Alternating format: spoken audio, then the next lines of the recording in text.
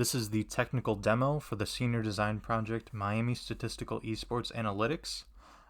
In this demo, we're going to show you how to use the site, but first I'm going to start with an overview of the problem our client had, and hopefully from there you'll gain some insight as to why this project was needed. So our client is the team manager for the Miami Varsity Esports League of Legends team, as well as the Counter-Strike Global Offensive team. Both those teams participate in custom matches within those games, so any public websites that can be used to track statistics on players and teams themselves are not able to retrieve that data, making it difficult for them to get reports on that. Their current solution to this problem was to enter in match and player data into an Excel spreadsheet and try and report on it that way. Hopefully by the end of the demo you'll see how this is a much better solution to that problem, fulfilling our goal of satisfying the client's needs. To start the demo itself, we're going to follow this guide here that tries to make sure the user's experience is as smooth as possible. So the first step is to ensure that all current champions are present within the website itself. We're going to do this by selecting from the drop-down menu here, Champions, and we can see that we already have over 100 champions here populating this list of champions, but none of them have statistics yet. So all these champions come pre-packaged in with the site itself when you set it up, but in case any new champions get added into the game, all you need to do is come down here and select new champion, enter in that champion's name, and they will be added to this list. But for right now, we have all the champions that we need, so we're going to go back home and look at step 2, which is to create all players that are participating on the esports team for League of Legends. So this can be done by going to Players, selecting a new player, and adding in their username. We're just going to go ahead and say test user for their username, and we can see that they don't have any statistics yet, which makes sense as they haven't played in any matches yet. The next step is to create and populate teams with players that play League of Legends for Miami. This can be done by going to the Teams navigation bar, selecting a new team. We'll call this team the Red Team, and we'll create them. Again, they have no statistics because they haven't played in any matches, but if we want to add players to them, we go and view the team details and we select the new player option. We already have the test user populating the player option, but we need to select a role for them. We'll say that they're playing mid for this team. We'll go ahead and create that. So right here we have the table of which users are playing which role for our team, and if we need to, we can update that and we can add a new player. Right now we can also edit the team name if we need to, but for now we're good and we're just going to continue on with the demo.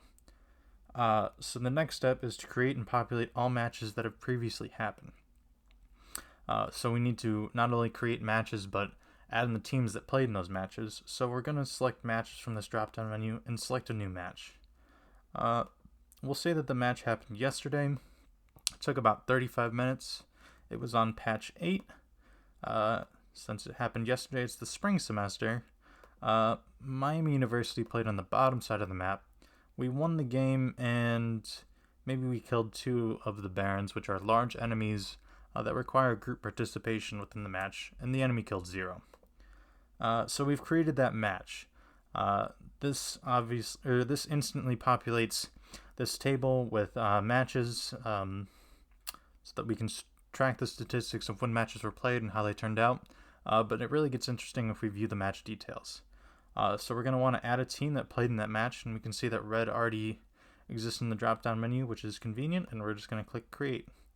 So we can now see that since test user is a member of the red team, he's already populating this table that tracks his player's performance within that match, and all we need to do is add the data. So we're going to go in and select that he played Ari. He got 9 kills, he died 3 times, and he assisted in 8 kills. He killed about 130 creeps, which are small minions that populate the map during the game. He was worth about 27,000 gold. He killed 2 turret plates, which occur by damaging enemy structures, and did about 35,000 damage to champions. So we're going to go ahead and select add, and we can see that all that data is immediately populated into this table. If we need to edit it, we can, If we need to edit the match itself, we can. And if we decide that we don't want the red team did not participate in this match, we can remove them. And we can also add another team. So where this reporting really gets interesting is if we start going back to all the things that we created, starting with champions. We didn't have to create Ari, but we see that she did participate in this match, and the match did win. So if we go and view the details, we can see that she's been picked one total time. She's gotten 9 kills. She's died 3 times total. She's gotten 8 total assists.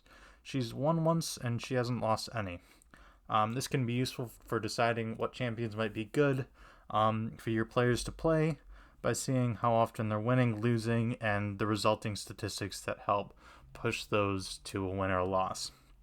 If we return to the Players tab, we can see that Test User has in fact participated in a match. He's got 9 kills, 3 deaths, 8 assists. And if we view this, we can see exactly what champions he was playing, creep score, net worth, everything important here. We can see that he is on the red team in the role of mid, and if we need to, we can edit all of these things, including the match data, the team data, and even the username of himself. And then if we go to teams here, we can see that the red team has played in a match. They won that match, and then we can go in and view the details specifically of it. Again, we see much of the match data itself here, like which side they played on, how long it lasted, how many barons they may have killed. And we also see the user on the role of mid there. All of this can be edited and changed if we need to. So hopefully you now have a little bit better of an idea of why this is somewhat better, at least hopefully for our client, than using an Excel spreadsheet and trying to report on that by entering the data manually into separate rows.